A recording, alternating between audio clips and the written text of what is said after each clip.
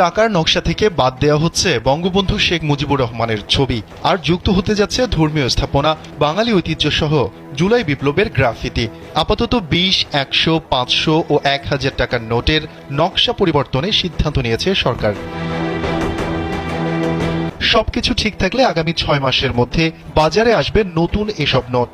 কিন্তু প্রশ্ন হচ্ছে, বাজারে থাকা শেখ মুজিবুর রহমানের ছবি সম্বলিত নোটগুলোর ভবিষ্যৎ কি হবে? কেন্দ্রীয় ব্যাংক ও অর্থ মন্ত্রণালয়ের কর্মকর্তারা জানিয়েছেন, ধাপে ধাপে দেশের সব ধরনের ব্যাংক নোটের নকশা পরিবর্তন করা হবে। নকশা পরিবর্তন না হওয়ায় সরকার পরিবর্তনের পর থেকে বেশিরভাগ নোট ছাপানো বন্ধ রেখেছে টাকশাল।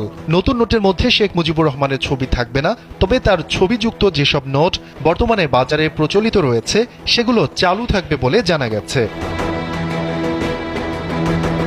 বাংলাদেশ ব্যাংকের মুখপাত্র ও নির্বাহী পরিচালক হুসনে আরা শিখা মঙ্গলবার সাংবাদিকদের বলেছেন, নতুন টাকা ছাপানোর বিষয়টি অনেক দূরে গিয়েছে। আগামী 6 মাসের মধ্যে নতুন নোট বাজারে আনা সম্ভব হবে।